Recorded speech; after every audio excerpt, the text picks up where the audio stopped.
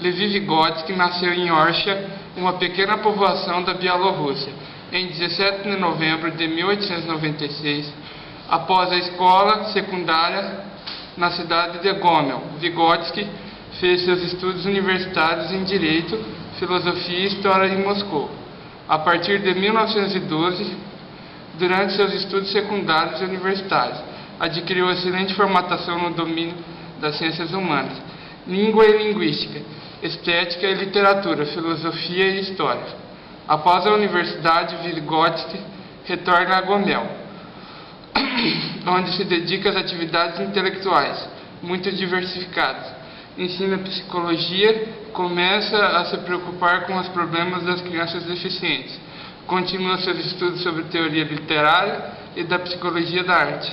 Se houvesse que definir a especificidade da teoria de Vygotsky por uma série de palavras e de fórmulas-chave, seria necessário mencionar pelo menos as seguintes: sociabilidade do homem, interação social, signo e instrumento, cultura, história e funções mentais superiores. E se houvesse que reunir essas palavras e fórmulas em uma única expressão, pode-se dizer que a teoria de Vygotsky é uma teoria sócio-histórico-cultural do desenvolvimento. Para Vygotsky, o ser humano se caracteriza por uma sociabilidade primária. Hoje, pode-se afirmar que a tese de uma sociabilidade primária, em parte geneticamente determinada, tem quase um estatuto de fato científico estabelecido em razão da convergência de duas correntes de pesquisa. De um lado, as pesquisas biológicas do tipo, por exemplo, das relativas ao papel da sociabilidade na antropogênese, ou daquelas sobre o desenvolvimento morfofuncional do bebê. Esta cada vez mais demonstrando que as zonas cerebrais que regem as funções sociais, como a percepção do rosto ou da voz humana, conhecem uma maturação precoce e acelerada. De outro lado, as pesquisas empíricas recentes sobre o desenvolvimento social da primeira infância provam abundantemente a tese de uma sociabilidade primária e precoce. O ser humano, por sua origem e natureza, não pode nem existir nem conhecer o desenvolvimento próprio de sua espécie como uma ilha isolada. Ele tem necessariamente seu prolongamento nos outros, tomando em si, ele não é um ser completo.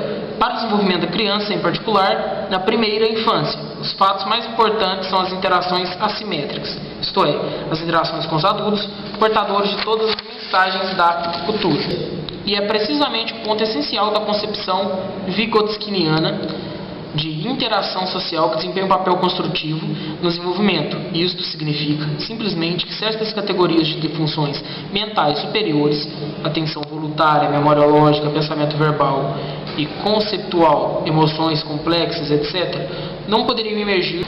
As pesquisas de Vygotsky demonstram que a hereditariedade não é uma condição suficiente, mas que é necessária.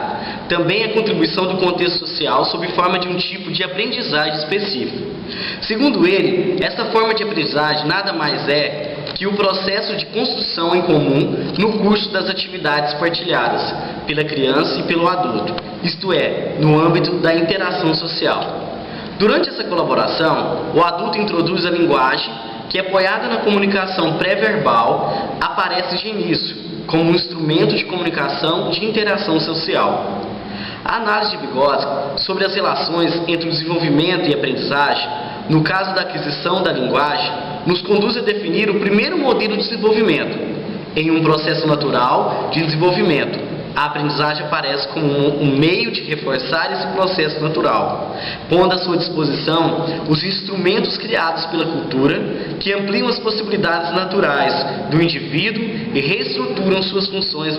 O papel dos adultos como representantes da cultura no processo de aquisição da linguagem pela criança e de apropriação por ela de uma parte da cultura, a língua conduz à descrição de um novo tipo de interação, que é de importância capital na teoria de Vygotsky. De fato, além da integração social nessa teoria, há também uma integração com os produtos da cultura. É desnecessário dizer que não se pode separar ou distinguir claramente esses dois tipos de integração, que se manifestam muitas vezes sob forma de integração sociocultural. Na concepção de Vygotsky, o sistema de conceito científico é um instrumento cultural portador, ele também de mensagens profundas, e ao assimilá-lo, a criança muda profundamente seu modo de pensar. A propriedade essencial dos conceitos científicos de sua estrutura, o fato de serem organizados em sistemas hierarquizados. Outras estruturas possíveis são redes, grupos e árvores genealógicas. O processo de aquisição dos sistemas de conceitos científicos torna-se possível no quadro da educação sistemática de tipo escolar. A contribuição da educação organizada e sistemática é aqui essencial comparada à aquisição da linguagem oral, em que a aprendizagem tinha um papel construtor, mas não requeria a presença de adultos que dominassem a língua a não ser como parceiros nas atividades comuns. Isso nos conduz ao segundo modelo do desenvolvimento de Vygotsky, que Vygotsky chamou de desenvolvimento artificial. A educação pode ser definida como sendo o desenvolvimento artificial da criança. A educação não se limita somente ao fato de influenciar o processo de desenvolvimento, mas ela reestrutura de maneira fundamental todas as funções do comportamento. No quadro de teoria do Vygotsky, poder-se identificar diversos modelos de desenvolvimento, o que ele explicou em várias ocasiões.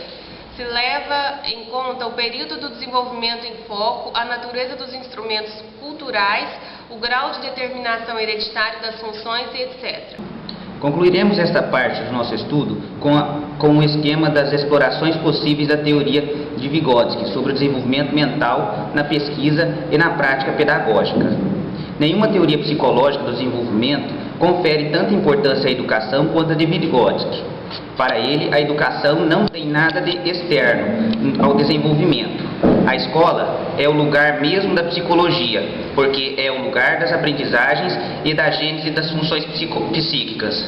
É por isso que essa teoria poderia ser eficientemente empregada para melhor compreender os fenômenos educativos, sobretudo seu papel no desenvolvimento, para estimular pesquisas pedagógicas e para se tentar aplicações práticas. As pesquisas sobre a sociabilidade precoce da criança, campo da pesquisa em pleno desenvolvimento, contribuíram para uma melhor compreensão da primeira infância. Sobre esse ponto, aplicações práticas na educação de crianças já estão em andamento. As relações entre as interações sociais e o desenvolvimento cognitivo fazem parte de temas característicos de Vygotsky e estão em voga na psicologia contemporânea, na intersecção entre a psicologia social e a psicologia cognitiva, com aplicações práticas evidentes na educação.